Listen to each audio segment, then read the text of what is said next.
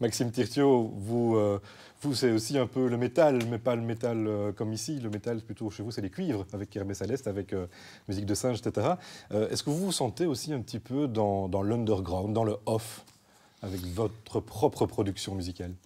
Alors, c'est sûr que moi, mon travail en musique, il a la particularité d'être dans des créneaux qui ne sont pas des créneaux très évidents, qui ne sont pas des créneaux tels qu'on les entend sur les grandes radios, qui sont difficiles à caser dans des cases. Et donc oui, c'est vrai que je me sens concerné par ça, parce que voilà, c'est toujours un peu différent, lié simplement au fait qu'on fait ce qu'on a envie de faire. Eh bien, c'est difficile à classer et commercialement, c'est pas toujours simple. Vous utilisez les réseaux, entre guillemets, traditionnels, des centres culturels, des tournées, etc. Ou bien vous vous situez vraiment en dehors de ces réseaux-là? Bien, dans le secteur, je pense que c'est nécessaire de toute façon de savoir utiliser les outils culturels. Et de toute façon, le réseau en Belgique, c'est un réseau à taille quand même humaine. Et donc, bien sûr qu'on utilise les réseaux, bien sûr qu'on est en contact avec les réseaux de diffusion, les centres culturels.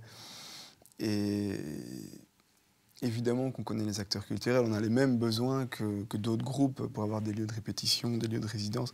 On a les mêmes besoins. Voilà, oui, on utilise ça. Est-ce qu'aujourd'hui, ils sont formatés aussi, ces centres culturels, pour répondre à vos attentes, à vous aussi, à vos propres demandes? Vous disiez qu'effectivement, vous n'étiez pas dans les canevas habituels. Est-ce que les moyens de soutien sont là aujourd'hui, pour ce qui vous concerne? Alors, je pense que c'est difficile de généraliser, ça dépend de la politique des centres culturels. Et je pense que c'est eux qui sont dans une situation qui n'est pas facile, à savoir, certains vont prendre le parti de, on va dire, ne pas prendre de risques pour remplir leur salle avec des noms plus connus, là où d'autres vont plutôt être proactifs, disons, et prendre le risque alors de proposer des groupes un peu différents. Et voilà, ça je crois que c'est une politique que mène le centre culturel ou pas. Frédéric Lambeau, vous êtes au contact d'un autre groupe un peu particulier qui est celui des plus jeunes. Qu'est-ce que eux disent? Qu'est-ce qu'ils attendent, eux, au niveau culturel? Ce qu'ils ont dit, c'est ce qu'ils attendent. C'est une très bonne question. Ce qui est déjà pas évident, le point de départ, c'est qu'on a tendance à parler des jeunes comme si c'était un groupe complètement homogène, quoi. Et je pense qu'ils sont à l'image des autres tranches d'âge. Il y a une énorme diversité dans la jeunesse, avec des référents, des habitudes culturelles qui sont différentes. Donc à mon avis, je ne sais pas s'il faudrait traiter la jeunesse forcément comme quelque chose d'uniforme. Il y a des choses qui émergent aujourd'hui, il y a des nouvelles formes. On a longtemps parlé, et on parle encore aujourd'hui, de la culture hip-hop. Est-ce qu'il y a des formes qui émergent aujourd'hui, qui deviennent un peu des vecteurs culturels chez les plus jeunes?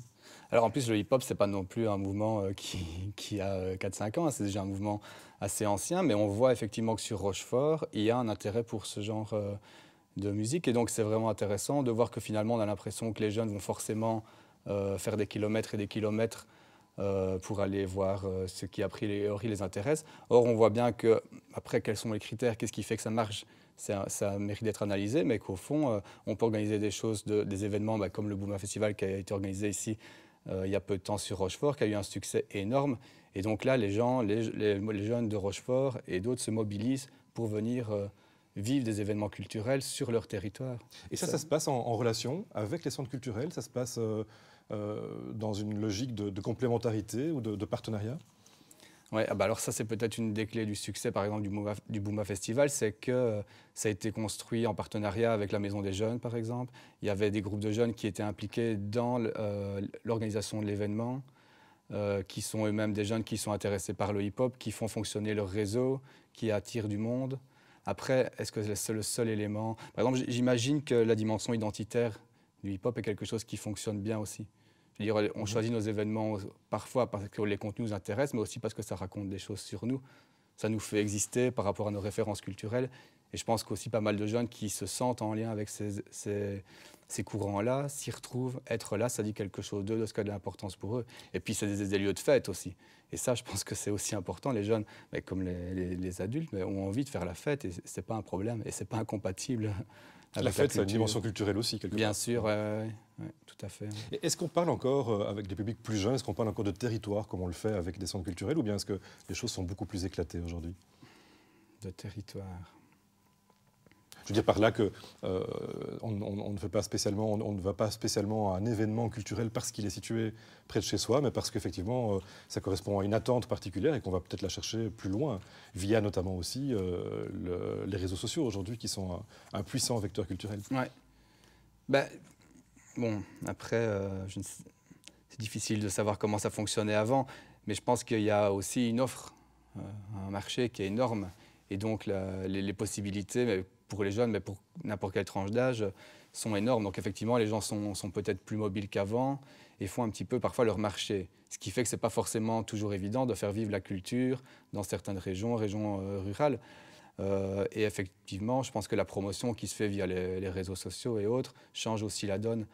Maintenant, je pense que la culture ne se vit pas spécialement sur les réseaux sociaux. De l'information circule, on peut consommer de la culture sur les réseaux sociaux, mais il semblerait, je ne suis pas un spécialiste de la question, mais que les jeunes qui consomment énormément sur les réseaux sociaux et qui sont très actifs sur les réseaux sociaux sont aussi ceux qui sont le plus actifs en dehors et qui continuent à avoir du monde.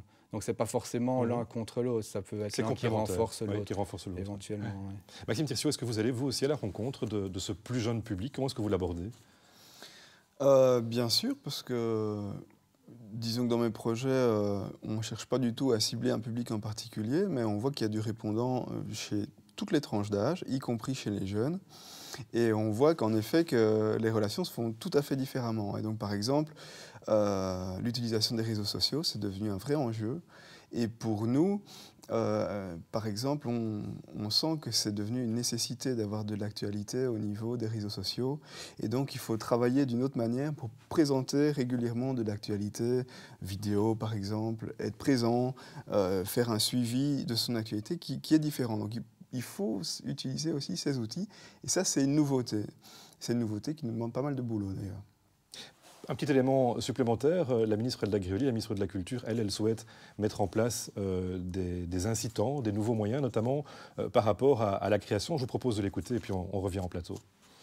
Il y a une vivacité, franchement une créativité auprès de toute une série de groupes de jeunes dans des expressions musicales parfois moins connues.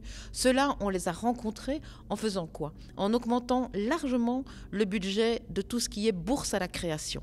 Parce qu'au travers des bourses à la création, on leur permet d'aller chercher les moyens, parfois petits moyens, c'est parfois 5 000, 10 000, 15 000 euros, mais qui leur permettent de faire le saut de la connaissance. Et pour moi, c'est aussi un enjeu.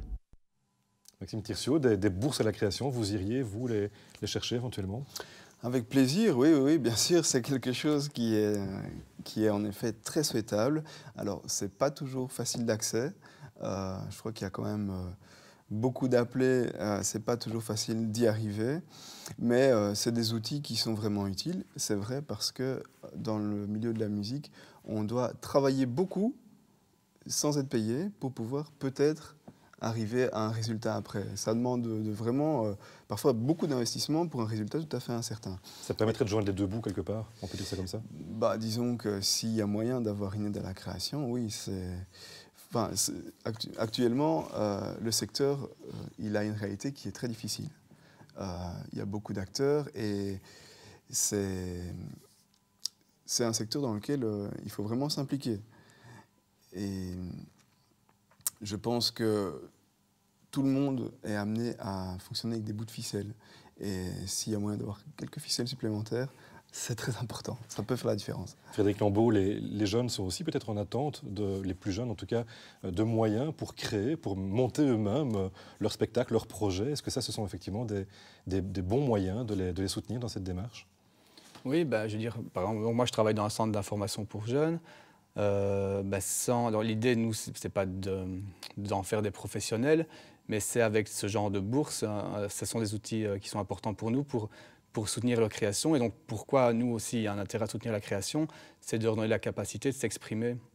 Et donc, il y a toute une série d'outils qui sont formidables pour ça, comme on utilise la vidéo, ateliers d'écriture, des ateliers de théâtre et autres, qui, à un moment donné, par une démarche, un travail avec des professionnels, donnent de la capacité aux jeunes d'avoir une expression sur la place publique, quoi, et d'être entendus. Et donc justement, ça nous permet aussi, je pense, de comprendre quels sont les enjeux, les envies, les besoins éventuellement des jeunes qui ne trouvent pas toujours beaucoup de place pour être entendus. Et donc ces soutiens à la création, c'est une belle opportunité pour leur donner une visibilité.